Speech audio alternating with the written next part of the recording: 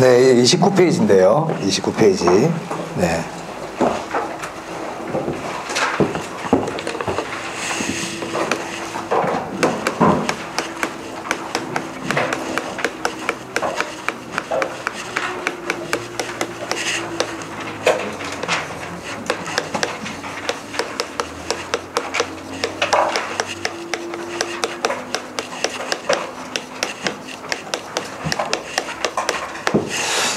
자, 이 복합 개념의 부동산인데요.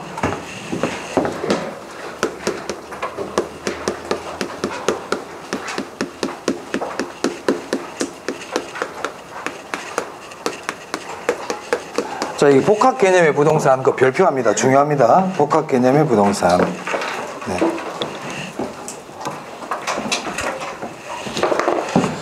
자, 우리 앞 시간에 부동산의 3대 측면 봤잖아요. 네. 3대 측면이 뭐뭐 있었죠?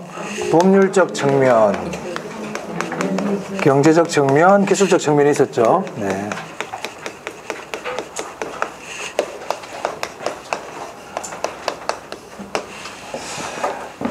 자, 복합 개념이라는 건 뭐냐면 우리가 부동산을 법률적, 경제적, 기술적 측면 3대 측면이 있다고 그랬는데 부동산을 법률적인 측면에서의 정의 내린 것을 법률적 개념이라고 그래요. 그러니까 부동산을 법률적인 관점에서 내린 정의, 개념, 이걸 우리가 뭐라 부른다? 법률적 개념이라고 그럽니다. 법률적 개념. 경제적 개념은 부동산의 개념을 경제적인 측면에서 정의한 것을 경제적 개념이라 그래요. 마찬가지로 기술적 개념이고요. 이 기술적 개념을 물리적 개념이라고도 그러고 또 뭐 공학적이다 뭐 이렇게도 표현할 수 있어요. 공학적이다. 기술적 개념이라는 거는 부동산을 형태 가지고 내린 정의거든요.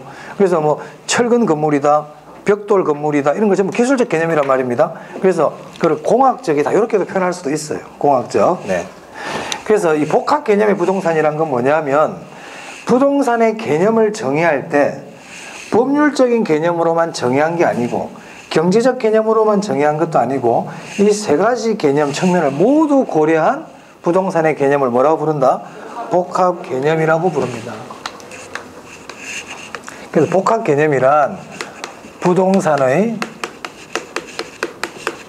3대 측면을, 그렇죠. 3대 측면을 모두 고려한 개념이에요.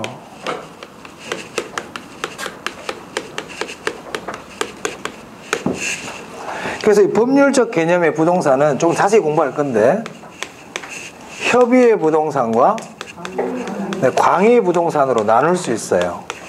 협의와 강의로. 이게 좀 더 자세히 할 겁니다. 경제적 개념의 부동산이라는 것은 부동산을 자산, 부동산을 자본, 부동산을 상품, 소비재,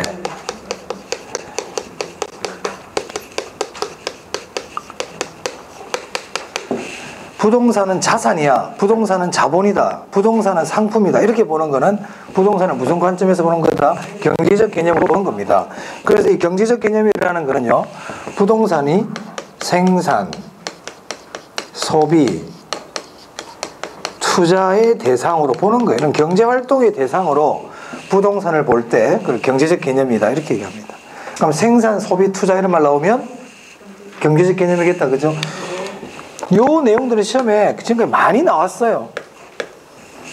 예, 외워주셔야 돼요. 그래서 예, 암기. 자, 기술적 개념의 부동산은요 부동산을 자연, 위치, 공간, 환경으로 보는 겁니다.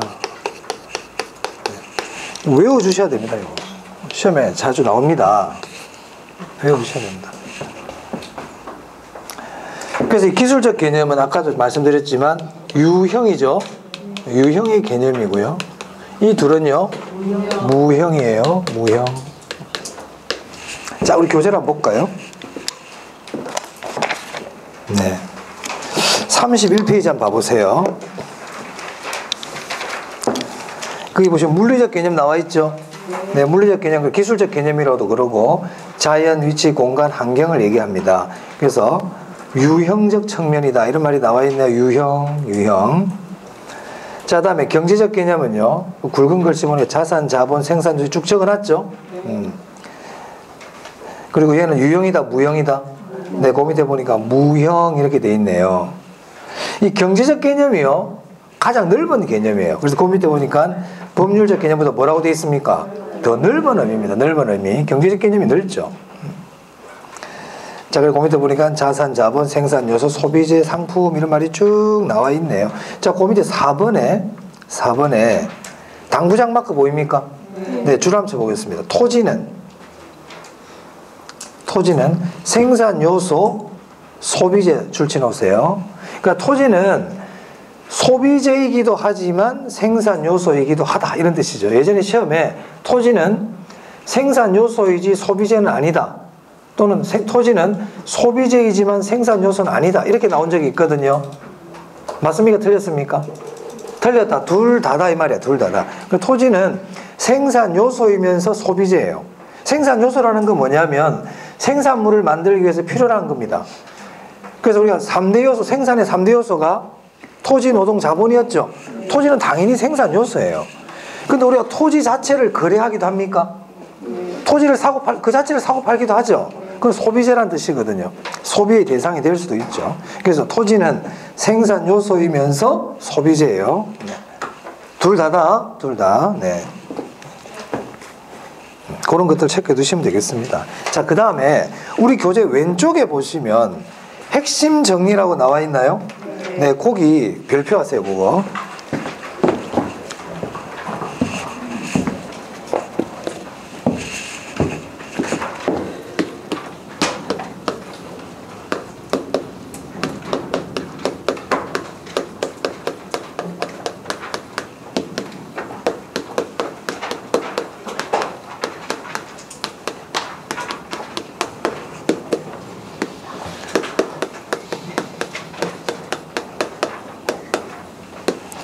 네, 복합 삼형제예요. 복합이라는 글자 들어가는 게 3개가 있단 말이에요. 복합 개념은 조금 전에 했죠.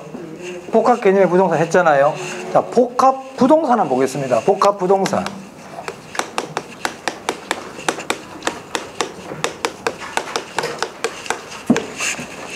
우리가 아직 정착물은 공부 안 했지만 일단 복합 부동산 보시면 자, 토지가 있고요.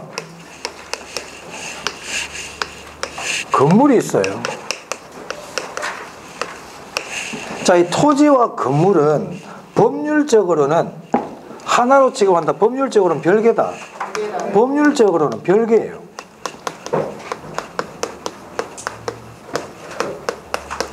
나중에 공부하겠지만 우리 건물은 토지와 별개인 정착물이거든요. 그러니까 토지와 건물은 원래는 별개인 부동산이란 말입니다. 별개인 부동산. 그런데 이 토지와 건물을 거래할 때 따로따로 거래합니까? 같이 거래합니까? 같이 거래하거든요. 토지와 건물이 같이 거래되더란 말이에요. 따로따로 거래되는 경우가 없더라고요. 근데 굳이 토지와 건물은 따로따로 거래되는 경우가 없는데 이거를 별개로 취급할 필요가 있겠느냐. 그래서 토지와 건물이 일체로 거래될 때 이걸 따로따로 취급하지 않고 토지와 건물을 하나로 묶어서 하나처럼 취급한단 말입니다. 토지와 건물을 하나로 취급하더라. 이런 경우를 뭐라고 부른다? 복합 부동산이라고 부릅니다. 즉 복합 부동산이라는 것은 부동산이 2개가 있는데 얘 둘은 원래는 법적으로는 뭐라고요? 별개인데 이걸 마치 하나처럼 취급할 때 그걸 뭐라고 부른다? 복합 부동산이라고 불러요. 이 복합 부동산은 우리가 이제 감정평가까지 공부를 좀 했기 때문에 네. 이 복합 부동산은요, 감정평가 쪽으로 가면요, 일괄평가하죠. 맞아요? 네. 일괄평가합니다. 복합 부동산은 한꺼번에 같이 평가해버린다. 토지 따로 건물 따로 평가하는 게 아니고 2개를 묶어서 같이 평가해버리는 게 복합 부동산이에요. 자, 복합 부동산 봐보세요. 우리 핵심 정리 2번에 토지와 건물 등 각각 독립된 객체이면서도 부동산 활동에 있어서 뭐라고 되어 있습니까? 일체로 취급한다고 되어 있죠. 일체로 취급한다. 복합 부동산. 그래서 무슨 감정평가 시 무슨 평가한다고 되어 있어요?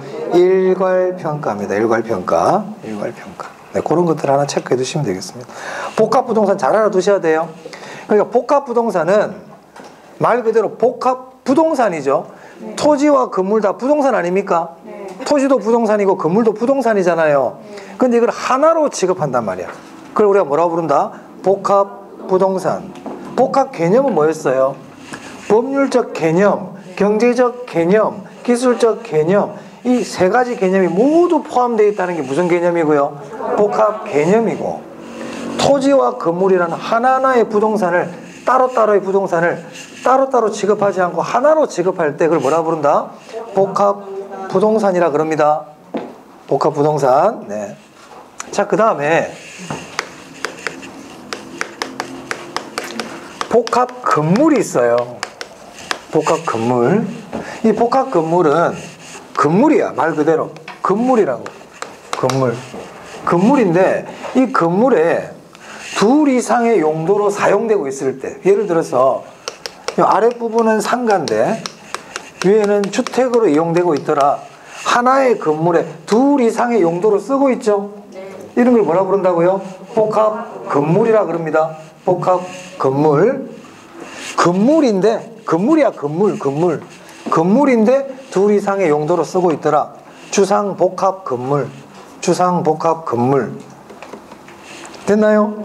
자, 그럼 이 복합 건물은 주택의 가치와 상가의 가치가 다를 수 있죠. 그래서 복합 건물은 감정평가할 때 무슨 평가한다? 네, 구분평가한다. 이런 뜻입니다. 시험에서는 복합 개념을 막 설명해 놓고는 부동산의 3대 측면을 모두 고려한 개념을 복합 부동산이란다. 이런 식으로 막 낸단 말이에요. 틀렸죠? 그 뜻을 알아두시라고요. 알아두시라고. 이 세 개를 막 섞어서 막 써버린단 말입니다. 토지와 건물을 하나로 취급할 때 그걸 복합 개념의 부동산이라 그러다. 이런 식으로 낸단 말이에요. 구분을 하실 수 있어야 돼요. 네. 자, 넘길게요. 이제 법률적 개념인데요.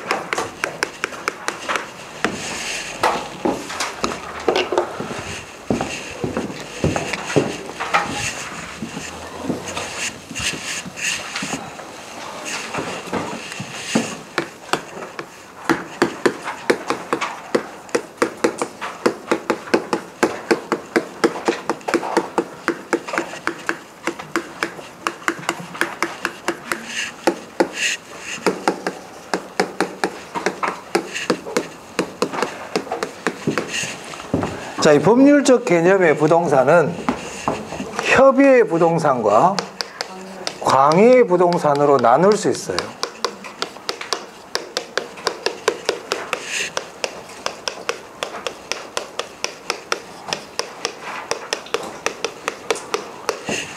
자, 협의의 부동산은 우리 민법에서 규정한 부동산을 얘기합니다.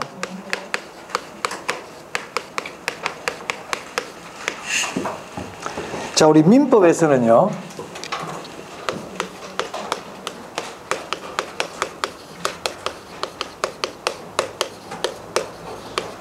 물건을 정의할 때 부동산과 동산으로 규정하고 있어요. 물건을 정의할 때. 물건은 딱 두 개야. 부동산 아니면 동산, 동산 아니면 부동산. 그럼 부동산이 아니면 뭐가 된다는 겁니까? 동산. 동산이 아니면 뭐라고요? 그래서 우리 민법에서는 먼저 부동산이 뭡니다 하고 딱 정의를 내려. 부동산이 뭡니다 하고 딱 정의를 내려놓고 나서는 이 부동산이 아닌 다른 물건을 뭐라고 그런다? 동산이라 그런단 말이에요. 그러면 민법에서 규정하고 있는 부동산을 우리가 협의의 부동산이라고 부른다 이 말입니다. 그래서 우리 민법 99조 1항에 보면 부동산에 대한 정의가 내려져 있어요. 토지와 그 정착물이라 되어 있죠. 토지와 그 정착물이다. 이게 시험에 의외로 잘 내요. 협의의 부동산, 민법상 부동산은 뭐라고요? 토지와 정착물. 토지와 정착물. 저게 협의의 부동산이고 민법상 부동산입니다. 저런 건 안 틀리겠죠, 그죠? 네, 시험에 지문으로는 잘 나와요. 잘 나오는데 답이 아닌 그냥 이런 지문으로 많이 나옵니다. 답이 아닌 그냥 지문으로. 네. 그럼 정착물은 제가 좀 이따 할 거고요. 그럼 광의의 부동산은 뭐냐? 광의의 부동산은 협의의 부동산에다가, 협의의 부동산이 민법상 부동산이죠. 여기에다가 뭘 더한 거다? 네, 준부동산을 더한 겁니다. 준부동산. 네. 준부동산. 그럼 준부동산은 협의의 부동산이 아니고 무슨 부동산입니까? 광의의 부동산이에요. 준부동산은 광의의 부동산입니다. 그리고 준부동산은 법률적 개념의 부동산이에요. 준부동산은 법률적 개념의 부동산. 그러니까 이 표 자체를 머릿속에 딱 넣어놔야 돼. 시험장이가 미국가 좀 막 뒤죽박죽을 해서 막 이상하게 말을 물어본단 말이에요. 그러다 보니까 우리가 뭐 혼란이 와가지고 틀리는 경우들이 막 나와요. 틀린 경우들이. 그래서 이 자체를 딱 정확하게 머릿속에 넣어두시기 바랍니다. 자, 이제 여기 정착물에 대해서 한번 보도록 하겠습니다. 정착물.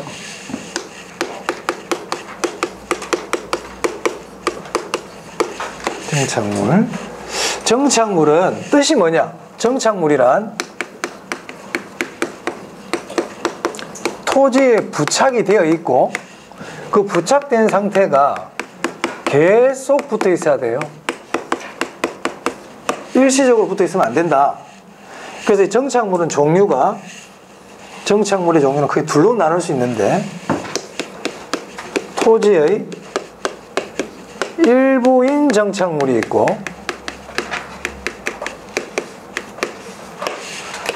토지와 별개인 정착물이 있죠. 네.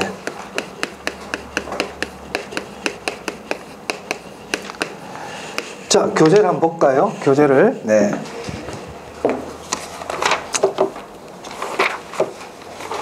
자, 어디를 펴시냐면요. 34페이지입니다. 거기 보니까 양가로 3번에 토지 정착물 나와 있죠. 정착물 옆에 보니까 시험에 자주 나오고 있네요. 이 정착물 별표하세요. 네. 오래 조금 봐둬야 돼요. 정착물. 네. 그럼 정착물이 뭐냐? 정착물은 일단 부동산입니까? 정착물은 민법상 부동산이죠. 민법상 부동산이 토지와 정착물이라고 그랬잖아요. 그 정착물은 협의의 부동산이에요. 정착물은. 그럼 정착물이 아니면 그거는 협의의 부동산은 일단 아닙니다. 정착물이 아니다 그래버리면 그거는 민법상 뭐예요? 동산이에요. 민법상으로는 동산이라고. 정착물까지만 민법상 부동산입니다. 자, 그래서 보니까 그 밑에 정착물 종류 보니까요. 종속 정착물이 있고 독립 정착물이라 되어 있죠.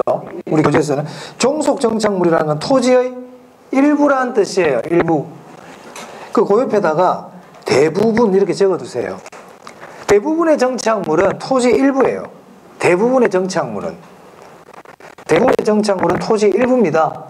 그럼 토지의 일부라는 게 무슨 의미일까요? 그 말은 토지를 매매할 때 토지를 매매하잖아요. 그럼 토지를 사고 팔 때 그 위에 정착물이 있을 수 있잖아요. 그럼 그 정착물도 당연히 누구게 돼버린다는 거예요? 매수인에게 이전된다는 거야. 당연히 매수인에게 이전된다 이런 뜻입니다. 정착물이 매수인에게 이전된다 이런 뜻이죠. 옆에 적어두세요. 정착물이 매수인에게 당연히 이전, 원칙적으로 이전된단 말이에요. 그게 일부란 뜻이에요. 안 적어도 아실 수 있는 분은 굳이 안 적어도 돼요. 그런 의미란 말이에요. 근데 그 밑에 보니까 독립정착물이라고 돼 있죠. 독립정착물은 토지와 별개라는 뜻이에요. 그럼 토지와 별개라는 얘기는 토지를 매매했을 때 정착물이 당연히 가는 게 아니라고요. 얘는 안 가는 게 당연한 거야. 왜? 별개니까. 안 그래요? 저거하고 나하고, 저 사람하고 나하고는 별개인데 저 사람이 간다고 해서 내가 당연히 안 가잖아요. 근데 갈 때 같이 가는 게 뭐라고요? 일부라고. 일부. 무슨 말 알겠습니까? 그래서 토지의 일부인 정착물이라는 거는 토지의 매매 거래가 이루어졌을 때 당연히 매수인에게 이전되는 거는 무슨 정착물? 종속 정착물, 일부인 정착물. 당연히 딸려가는 게 아닌 거는 뭐라고요? 독립정착물, 별개인 정착물이란 뜻이에요. 의미가. 아시겠죠? 그럼 우리 시험에서는 이 별개인 정착물, 독립정착물의 종류를 잘 물어봅니다. 또 종류를. 자, 뭐뭐 있나요? 건물. 건물 있죠? 건물 그대로 딱 기억하시고요. 그 다음에 우리 교재는 좀 이렇게 해놓으면 조금 구별하기 힘들 수가 있는데,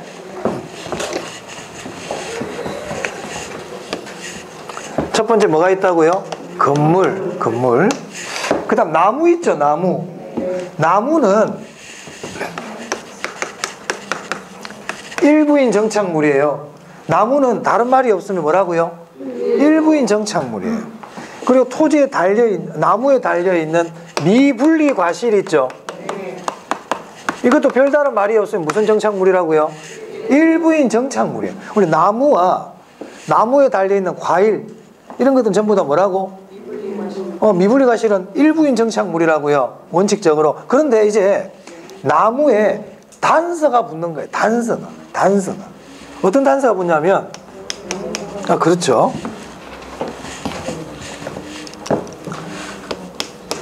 등기한 수목집단. 이렇게 이제 무슨 글자가 들어가요? 등기. 그냥 나무 그러면 일부인데 무슨 글자가 들어갔다? 등기. 그래서 우리가 임목법에 의해서 등기한 나무를 보통 임목이라 부르거든요. 무슨 글자가 들어가야 된다고요? 등기. 이거는 뭐라고? 토지와 별개라고요. 자, 그 다음에 나무와 미분리 과실을 등기를 하지 못하는 나무들도 있거든요. 그런 경우는 명인 방법을 통해서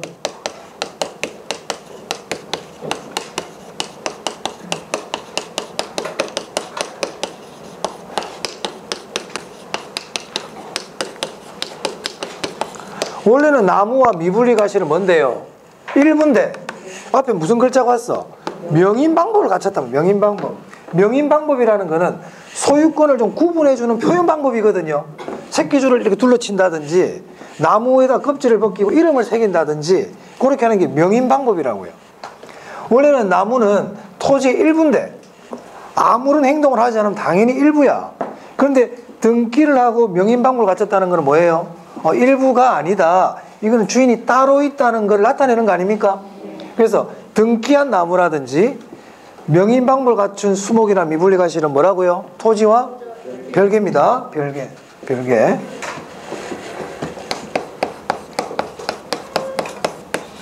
타인 토지 경작물. 다른 사람의 토지에다가 농사를 지었단 말이에요. 배추를 심고 오이를 심었어요. 그럼 타인 토지에 있는 경작물은 토지 주인 게 아니고 누구 거라고? 경작자 거다. 그걸 심은 사람 거예요. 그러니까 토지와 별개인 정착물이죠.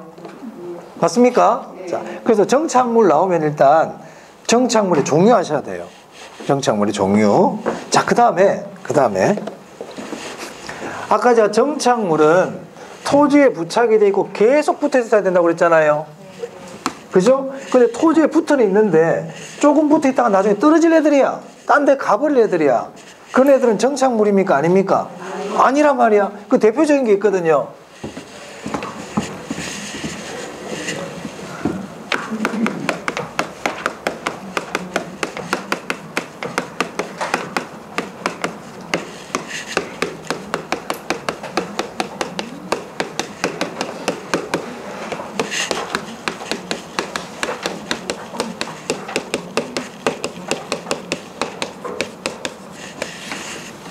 자, 우리 교재 보면 있습니다. 우리 교재 보시면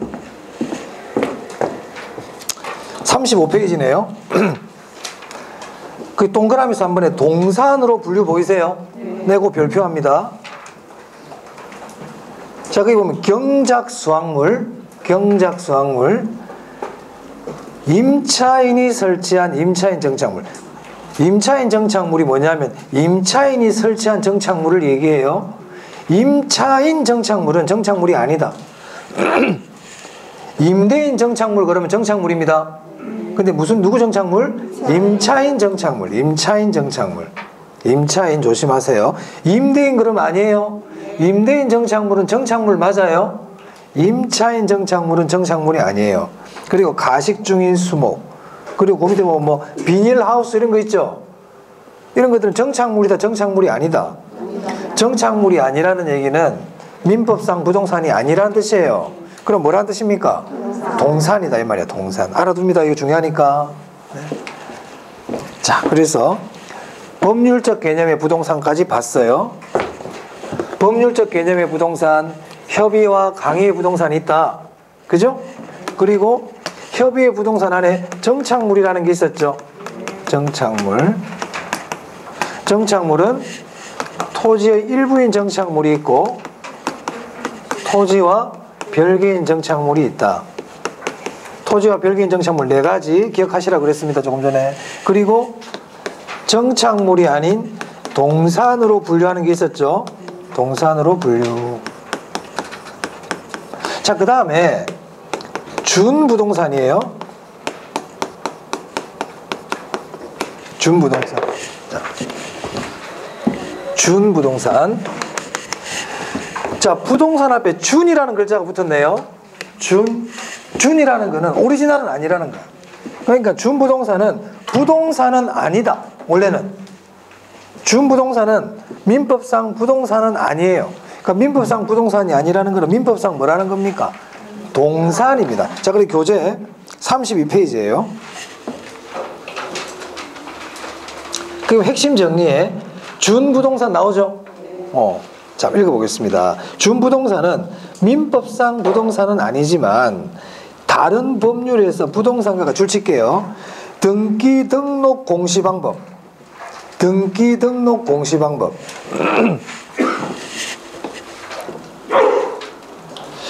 자, 그래서 준부동산은 민법상 부동산이 아닌 동산이란 말입니다. 근데 동산은 등기 등록이라는 공시 방법을 안 해. 동산은 공시 방법이 점유거든, 점유. 그런데 얘들은 동산인데도 뭘 하더라는 거예요? 등기 등록이라는 공시 방법을 갖추고 있더라는 거예요. 그래서 얘들은 동산이 아닌 부동산으로 우리가 취급하겠다. 이걸 우리가 뭐라 부른다? 준부동산이라 그러고 의제 부동산이라고도 불러요. 그래서 준부동산에서 중요한 말은 등기 등록 공시 방법. 이 말이 중요하단 말이에요. 그럼 시험에서 등기 등록이란 말을 안 쓰고 부동산과 유사한 공시 방법 이런 말이 나오거든. 그럼 부동산과 유사한 공시 방법이 뭔데요? 등기 등록이란 말이에요. 그게 등기 등록. 무슨 말 알겠습니까? 그래, 부동산이 아닌데 부동산과 유사한 공시 방법을 갖추더라. 그럼 부동산과 유사한 공시 방법이 뭔데요? 등기 등록. 등기 등록. 그런 말이 나오면 무슨 부동산이다? 준부동산. 그러니까 시험에서 그렇게 안 나와. 준부동산을 나타낼 때 표현하는 말이 있다고요. 부동산과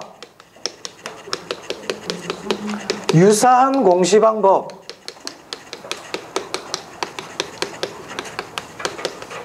부동산과 유사한 공시 방법이 뭔데? 등기 등록. 등기 등록. 그래서 시험에서 등기 등록 이런 글자가 나올 수도 있고 부동산과 유사한 공시 방법 이렇게도 표현할 수 있단 말이에요. 그럼 그때는 그게 뭘 얘기하는 거다? 준부동산이에요. 준부동산. 부동산이 아닌데도 부동산으로 취급해 줄게. 네가 부동산이 하는 행동하고 비슷한 행동을 하고 있구나. 이런 뜻이에요.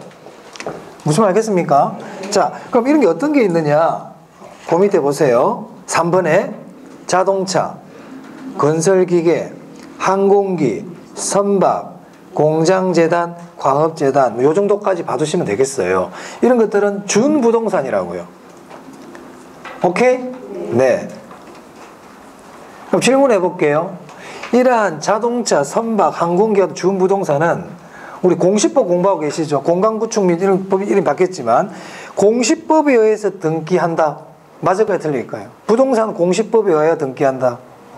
아니란 말이야. 각 법에 의해서 등기를 해요. 아까 보시면 다른 법률에서 특별법에서 이런 말 나와 있죠.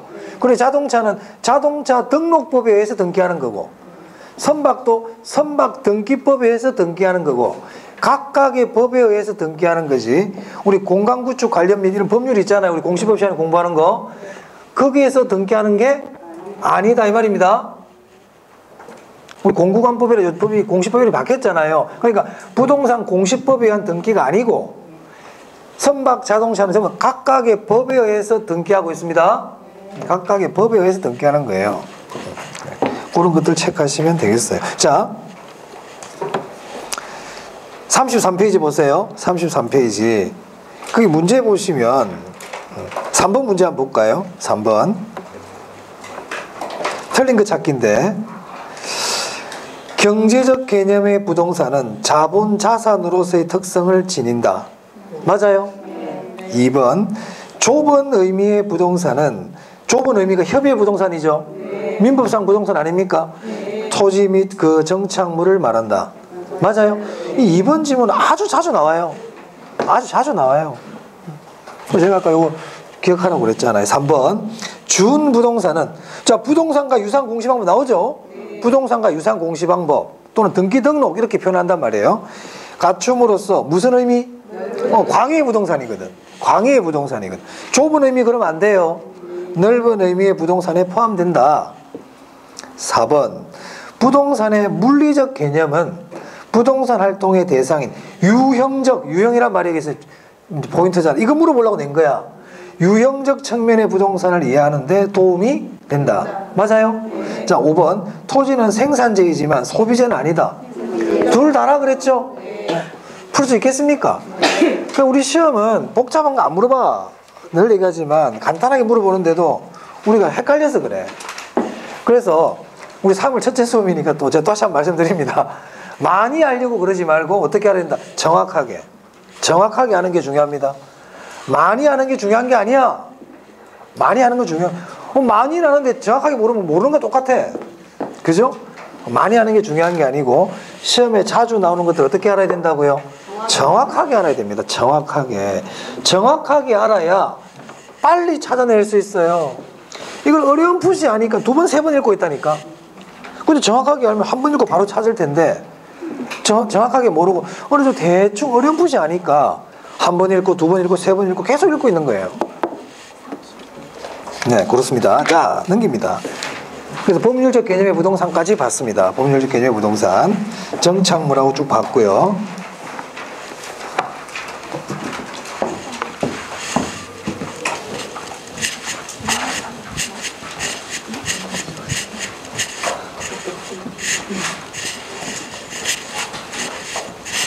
자, 이제 토지의 분류입니다. 토지의 분류.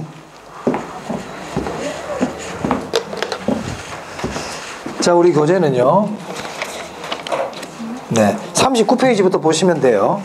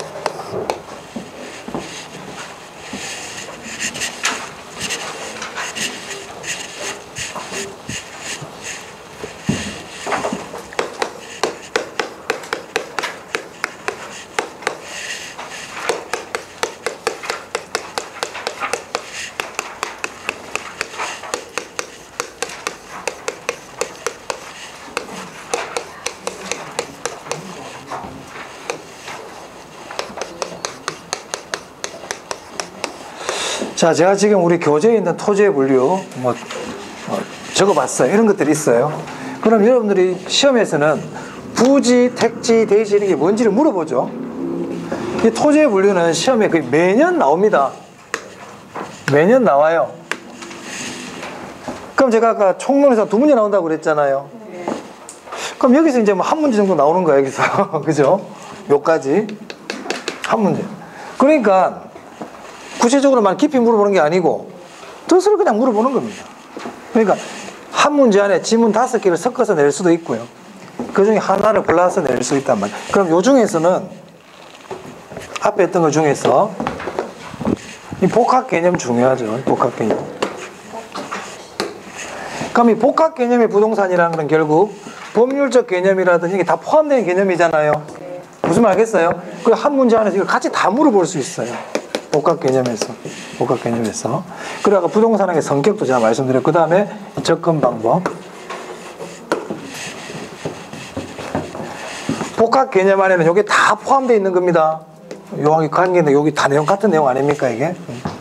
복합 개념 아셔야 되고, 그리고 일반 원칙을 아까 말씀드린 거 그것도 능한 공경 등도 아시면 되겠고, 그런 것도 아시면 되겠어요. 그러니까 여기서는 깊이보다는 나중에 제목을 딱 정해놓고 어떤 것들이 있더라 싹 이렇게 계속 봐주셔야 돼요. 이제는 4월 말까지 1차 과목을 정리를 잘해야 된다고 그랬습니다. 그래서 1, 2월 달에는 요즘 뭐 특히 뭐 여러 가지 시국적인 문제 때문에 공부도 많이 못했죠. 하고 나면 공부 안 되거든. 하고 나면 공부 되던가요? 안 돼요. 그건 당연해. 그건 당연한 거야. 여러분이 그게 뭐 정신력이 해이해서 그런 게 아니고 당연한 거예요. 그거는 당연한 거예요. 하고는 안 나면 어떻게 공부가 집에서 됩니까? 당연히 안 되거든요. 그래서 지금 이것 때문에 우리 그 공부하시는 분들도 시험이 좀 쉽게 나올 거야. 그래서 공부한 게 없는데 봐줘야지. 그죠? 가뜩이나 지금 이 뭐 시국도 시끌벅적한데 시험까지 이렇게 내봐봐라. 이게 가만히 있겠나 사람들이. 좀 시험 쉽게 나올 거라 생각하고 아시겠죠? 제가 무슨 말 하고 싶으냐, 지난 거는 잊어버리라는 거예요. 1, 2월 달 내가 공부도 못하고 좀 놀았는데 에이 이거 큰일 났다, 이거 공부 되겠나, 이런 약한 맘 먹지 말라는 겁니다. 3월 달부터 다시 시작하면 됩니다. 아시겠죠? 3월 달부터 다시 신결전 해가지고 그래서 매일매일 좀 꾸준하게 복습을 해주셔야 돼요. 특히 1차 과목은. 그래서 제가 제목을 적어드린 이유는 오늘 이런 걸 공부했구나 아시라는 거예요. 이런 걸 공부해. 그 집에서 뭘 했지 하면 쭉 이렇게 보시라는 거예요. 간단하게 종이에 적어가지고. 그 토지 분리는 시험에 매년 나온다. 그럼 부지, 택지는 토지의 종류가 어떤 것들이 있는지 아시는 게 중요한데, 그 중에서도 이 후보지와 이행지라든지 필지, 획지 이런 것들은 시험에 아주 자주 나오죠. 자주 나오고 조금 더 할 거예요. 여기서는 건부 감가에 대해서 잘 알아야 돼. 건부 감가, 건부 감가. 그리고 얘들이 차이점. 그리고 최근에는 이 포락지에서도 시험에 자주 나오고 있습니다. 포락지. 이제는 소지 정도도 좀 볼 필요가 있다. 그래서 일단 중요한 거 몇 개 좀 보시고요. 그리고 전반적으로 뜻 정도는 어느 정도는 알고 계셔야 된다. 자, 부지부터 볼게요. 부지. 자, 부지는 가장 넓은 개념의 토지예요. 부지는 일단 모든 토지를 다 포함할 수 있어요. 토지는 건축할 수 있는 토지가 있고 건축할 수 없는 토지가 있잖아요. 그죠? 이걸 다 포함하는 게 뭐라고요? 부지예요, 부지. 그래서 이 부지를 나타내는 시험의 표현 방법이 있어요. 부지를 표현하는, 시험에서 표현하는 방법이 있단 말이야. 그걸 우리가 알아야 돼. 자, 부지 한번 볼게요. 교재 339페이지입니다. 자, 그 양가로 이번에 부지 나와 있죠. 자, 거기 보면 둘째 줄에 포괄적 용어이다 이렇게 돼 있습니까? 근데 옆에 부지 옆에 하나 적었으면 좋겠어요. 우리 시험에서 잘 쓰는 표현이 있거든. 부지를 표현할 땐 이런 표현을 많이 써요. 일정한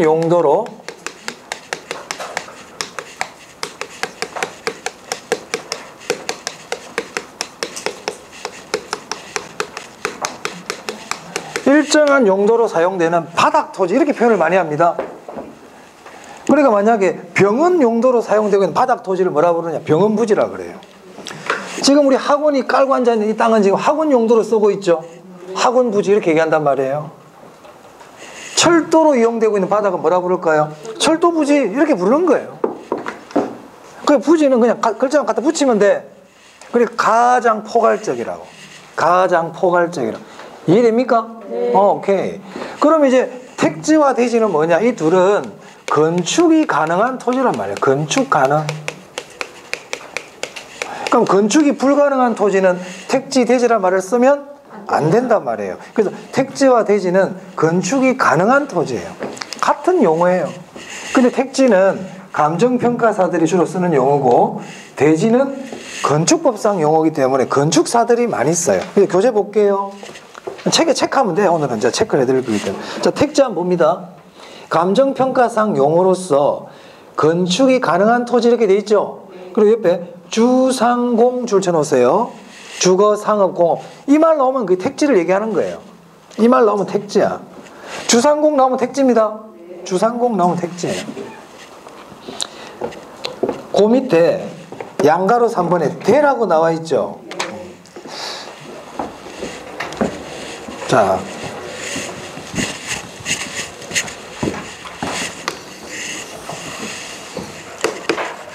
모든 토지를 포괄하는 용어를 부지라 그랬죠. 그러니까 부지라는 거는 건축이 가능한 토지와 건축이 불가능한 토지를 모두 포함한다 그랬잖아요.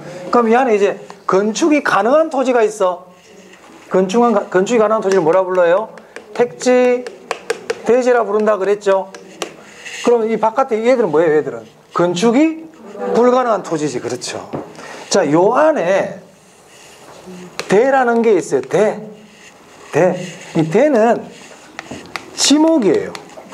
자, 여러분 공시법 시간에 지목이라는 걸 공부하고 있죠. 지금 제가 칠판에 적어놓은 이것들 있잖아요. 이 중에 지목은 하나도 없어요. 얘들은 지목 하나도 없습니다. 만약에 시험에 다음 중 지목이 아닌 것을 찾아라 그러면 이것들 찾으면 돼요. 지목 아니에요. 지목 아니다. 근데 대는 지목이에요. 그럼 대는 뭐냐면 주거용이나 상업용 건축물을 지을 수 있는 토지를 우리 지목에서는 뭐라 부른다? 대라고 불러요. 근데 대지는 뭐라고 그랬어요? 택지와 대지는 주, 상, 공을 다 지을 수 있는 토지죠. 그러면 대지하고 대는 같습니까? 틀립니까? 공이 없잖아요. 자, 만약에 공장이 지어져 있는 부지가 있어. 공장 땅이야 이게. 그럼 이건 대지입니까? 대지인가요?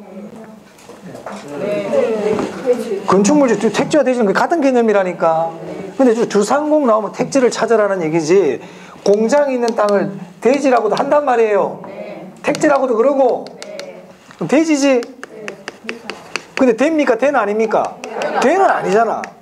그래서 대지와 대는 반드시 일치하는 것은 아니다. 그 얘기 하려고 그래. 그래서 대 옆에다가 밑에 쭉 그런 얘기가 있는데 복잡해. 옆에 적으세요. 대 옆에다가. 대지와 대가 반드시 일치하는 것은 아니다. 대지와 대가 반드시 일치하는 것은 아니다. 됐어요? 왜 그런지 이유 아시겠죠? 공장일 때 그렇단 말이에요. 공장일 때는 같지 않단 말이에요. 자, 그런 거 체크하시면 되겠습니다. 맨 밑에 보면 글자가 있는데 한번 여러분 적어보시라고. 자, 넘길게요. 자, 이제 양가로 3번에 후보지와 이행지가 있네요. 후보지와 이행지. 네. 지금 이거 안 적으셔도 돼요. 나중에 교재가 체크할 거니까.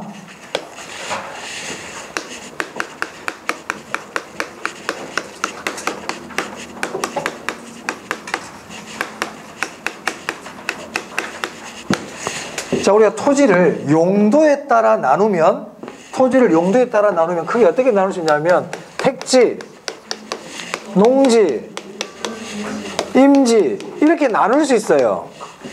이걸 하나하나에 다 뭐라고 그래요? 용도지역이라 그래요. 우리 공법 시간에 배우는 용도지역하고는 다릅니다. 공법 시간에 배우는 그 용도지역은 국토의 계획 및 이용에 관한 법률에 의한 분류고 그거는 무슨 말 알겠어요?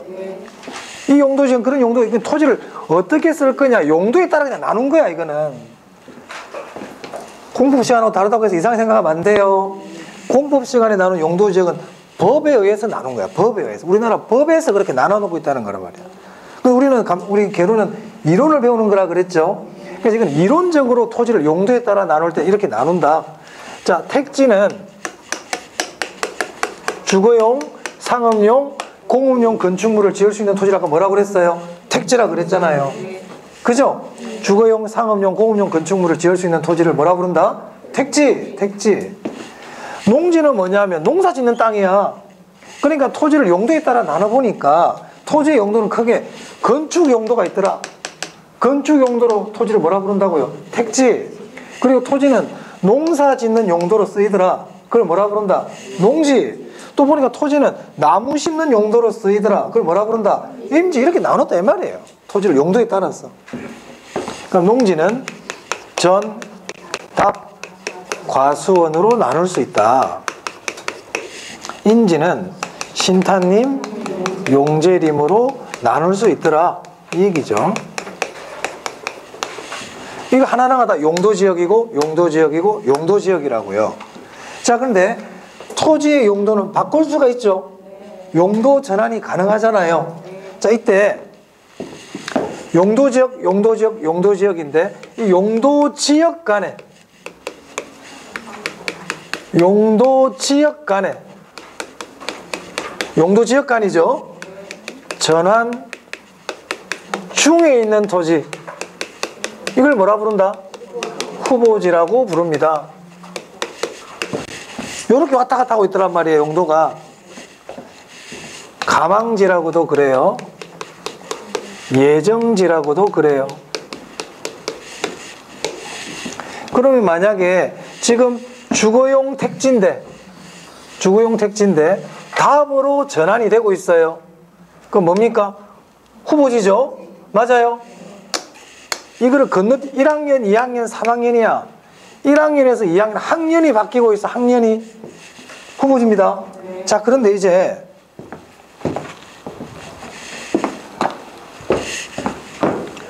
같은 택지라는 용도지역 내에서 이렇게 전환 중에 있더란 말이에요. 즉 용도지역 내에서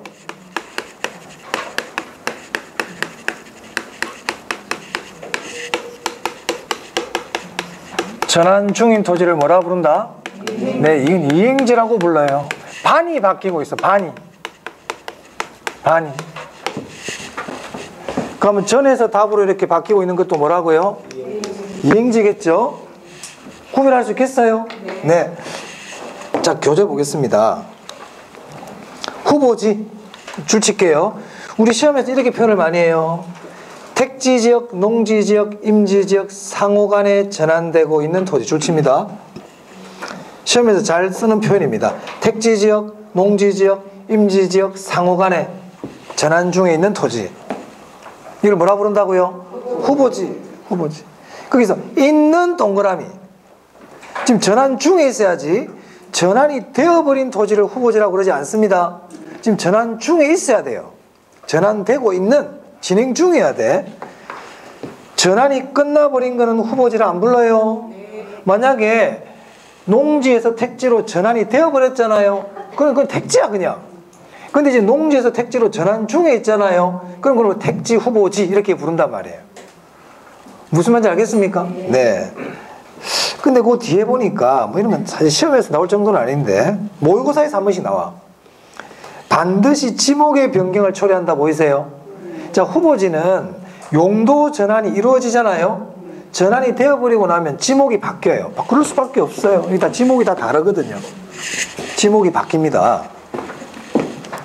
자, 근데 이행지는요, 뜻은 아시겠죠? 거기 보니까 택지, 농지, 임지 내에서라고 되어 있잖아요. 그죠? 내에서 용도가 전환되고 있는 토지를 뭐라 부른다? 이행지. 이것도 있는 전환 중에 있어야 돼요.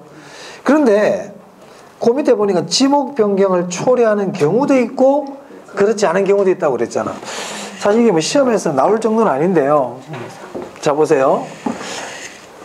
지금 택지 내에서 용도가 전환되고 있어요. 그럼 이 주하고 상은 지목이 아까 뭐였어요? 대거든요. 대죠. 근데 공은요, 지목이 되거든요. 얘는 지목이 공장용지거든요. 죄송합니다. 공장용지죠. 장으로 표시되잖아요. 이건 지목이 뭐였어요? 되잖아요. 그럼 이 경우에는 주에서 상으로 왔다 갔다 할 때는 지목이 바뀌어 안 바뀌어? 안 바뀌는데 얘가 여기로 바뀌어버리면 바뀌죠. 그러니까 이행지는 지목이 바뀔 때도 있고 바뀌지 않을 때도 있다. 하지만 후보지는요 반드시 지목이 변경됩니다. 이게 넘어서 버리기 때문에 자체가 바뀌기 때문에. 아시겠어요? 이것들 하나하나가 다 지목 아닙니까? 그래서 여기저기로 바뀔 때는 지목이 바뀝니다. 그런 내용이고요. 뭐 참고로 하시면 돼요. 크게 중요하진 않아. 자, 그 다음 필지와 획지입니다. 필지와 획지. 필지와 획지. 자, 필지 볼게요. 교재 1번 봅니다. 1번 필지. 하나의 지번이 붙는, 지번 동그라미 하세요. 지번이 붙는 토지의 법적 등록, 등기 단위다. 등록, 등기 단위 줄치고요. 지번, 등록, 등기 이런 말 나오면 뭐를 얘기한다? 필지입니다. 그래서 필지는 법률적 개념이에요. 우리 아까 부동산의 복합 개념할 때 법률적 개념, 경제적 개념, 기술적 개념이 있었잖아요. 이 필지는 법률적 개념이에요. 등기 등록이나 법률적 행위를 하고 있죠. 법률적 개념이다. 그리고 그 니은에 밑에 쭉 내려가시면요. 맨 마지막 줄에 매매 교환 보입니까? 네, 매매 교환의 경우에 중요하다. 매매 교환 동그라미 하시고요. 자, 그 다음에 획지입니다. 획지. 자, 획지는 줄치해야 돼요. 가격 수준이 동일 유사한 일단의 토지 줄치세요. 가격 수준이 비슷한 이런 뜻이에요. 우리 시험에서는 가격 수준이 비슷한 이렇게 잘 표현해. 가격 수준이 유사한 일단의 토지를 뭐라 부른다? 획지. 꼭 기억합니다. 가격 수준이 비슷한 이런 말 나오면 무슨 뭐라고요? 획지. 획지. 가격 수준이 비슷한. 그래서 획지는 경제적 개념이야. 왜냐하면 그 밑에 보시면 니은의 둘째 줄 보시면 획지는 부동산 이용, 개발, 평가에 중요하다. 보입니까? 이용, 개발, 평가. 그리고 가격 수준이 비슷한 토지라고 그랬잖아요. 가격이라는 말이 나오면 다 경제적 개념이에요. 이 건물은 10억짜리야. 이건 경제적 개념에서 보고 있는 거거든. 그 가격 이런 말 나오면요. 가격, 가치 이런 말 나오잖아. 경제적 개념이에요. 그래서 획지는 경제적 개념입니다. 자, 그 정도 보시면 되겠습니다. 그 정도 보시면 되고 40페이지 한번 봐보세요. 40페이지. 거기 보면 표가 하나 나와 있죠. 표, 필지, 획지 구분한 표가 있잖아요. 그 밑에 2번, 3번 구분평가, 일괄평가 보이세요? 네, 이 부분 좀 설명드릴게요.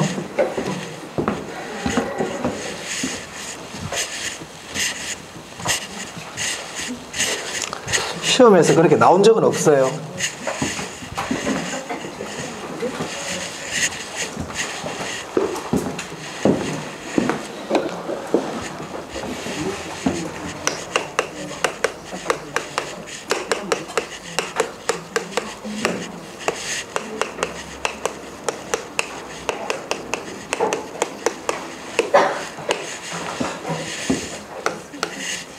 자, 필지가 있고 획지가 있는데 필지의 크기하고 획지의 크기가 다를 수가 있단 말이에요.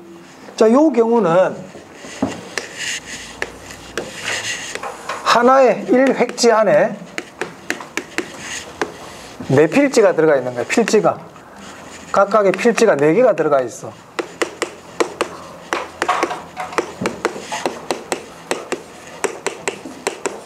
획지가 더 크죠. 이게 전체가 하나의 획지야. 획지가 뭔데? 가격 수준이 비슷해. 그럼 전부 다 평당 100만 원씩이야. 근데 그 안에 보니까 필지가 몇 개 들어있더라? 4필지가 들어있다는 거예요. 자, 요거는요. 한 필지 안에, 필지라는 건 한 번지를 얘기하는 겁니다.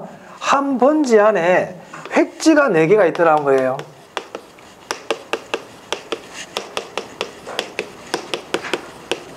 그러니까 만약에 이게 한 필지, 한 지번인데 산 26번지야.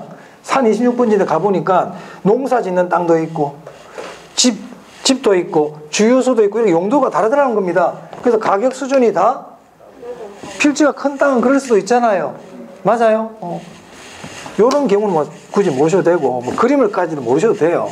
근데 만약에 필지와 획지가 이렇게 다를 때 감정평가는 방법이 다르단 말입니다.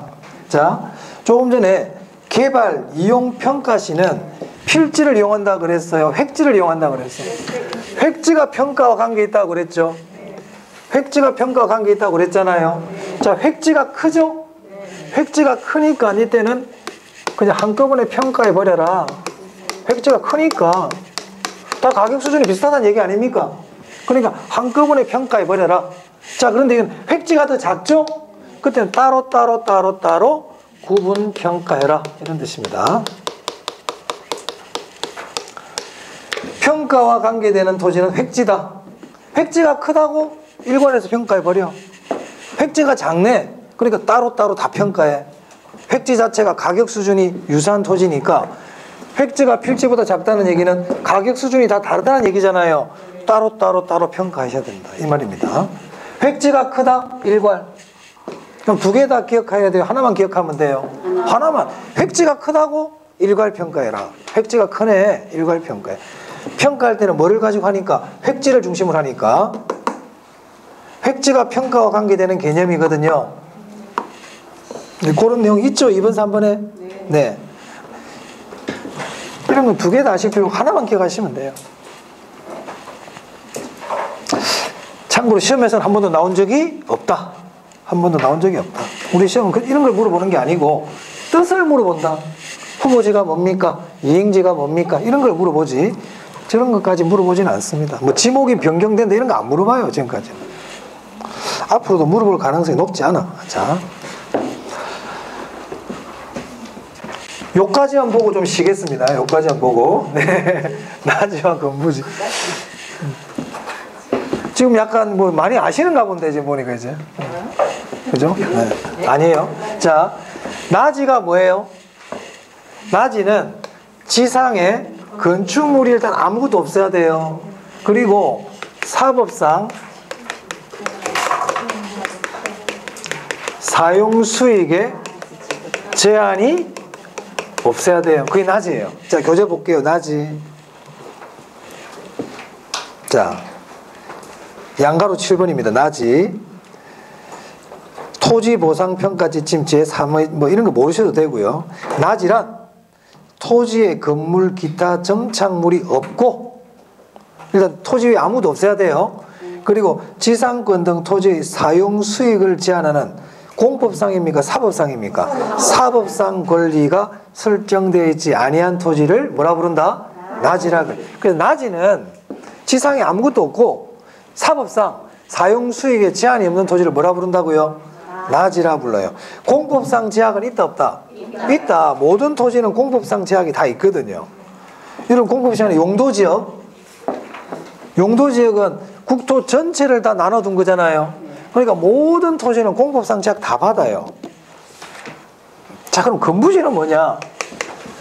건부지는 나지 위에 건물이 들어서 있는 토지를 우리가 뭐라 부른다? 건부지라 그래요. 그럼 건물이 없어져 버리면 뭐가 돼요? 나지가 되는 거예요. 자, 건부감가를 아셔야 돼요. 건부감가. 건부감가. 자, 건부감가는 나지의 가치가 있고 건부지의 가치가 있을 때 나지가 이렇다. 나지 가치가 크다는 겁니까? 건부지 가치가 크다는 겁니까? 네, 요런 뜻이죠. 건부지의 가치가 더 작은 걸 뭐라 불러요? 건부감가다. 즉 토지 위에 건물이 없는 것보다 있는 게 더 가치가 낮다는 거죠. 없는 게 좋다는 얘기잖아요. 건물이 있는 게 안 좋아. 왜? 왜? 이유도 알아야 돼. 왜? 건물이 토지의 이용을 방해하고 있거든요. 그러니까 건물이 없었다면 내가 좀 더 최유효하게 이용할 수 있었는데 건물이 있는 바람에 오히려 최유효 이용을 저해하는 경우가 많더라는 거예요. 자, 우리 교재 봅니다. 네, 42페이지 보세요. 42페이지 보시면 보충학습에 건부감가라고 나와 있죠? 예전 시험에 한번 나온 적이 있어요. 자, 건부감가의 뜻은 일단 나지 평가액보다 건부지의 평가액이 작다는 뜻이고, 건부감가의 뜻은 먼저 알아야 되겠죠? 건부지 가치가 작은 거예요. 자, 1번 볼게요.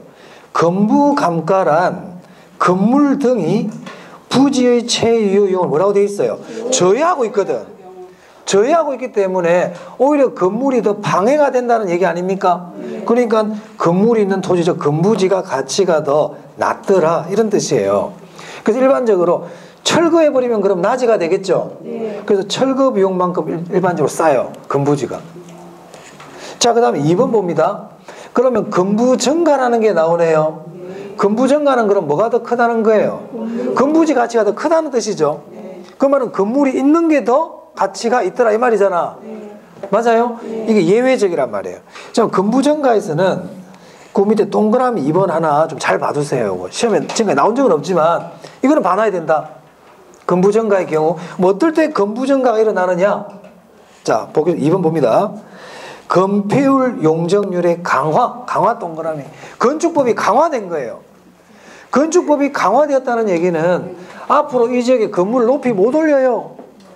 못 올린단 말이야. 그럼 여기는 아무것도 없는 맨 땅이고 낮이고, 여기는 벌써 10층이 들어서 있는 토지야, 건부지야. 근데 여기는 앞으로 건물 올려봤자 3층까지밖에 못 올려.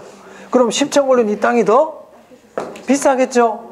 건축법이 어떻게 됐을 때? 강화되었을 때. 완화 그러면 안 됩니다. 자, 그 다음에 개발 제한 구역이라든지 재개발 지역으로 지정이 돼버렸어요. 그럼 개발 제한 구역으로 지정됐다는 얘기는 앞으로 건축물을 올리기 힘들다는 얘기잖아요. 그럼 여기보다는 위에 올라서 있는 토지가 더 비싸겠죠. 맞습니까? 자, 그 다음에 재개발하겠대. 그럼 철거하겠다는 얘기잖아. 그럼 아무것도 없는 토지하고 건물 있는 토지하고 어떤 게 더 보상이 많이 나오겠어요? 그거 당연하지. 재개발 지역으로 지정되었을 때. 됐습니까? 네, 그 정도 보시면 되겠다. 자, 여기까지 하고요. 좀 쉬었다가 요 이후로 볼게요. 지우지 마세요.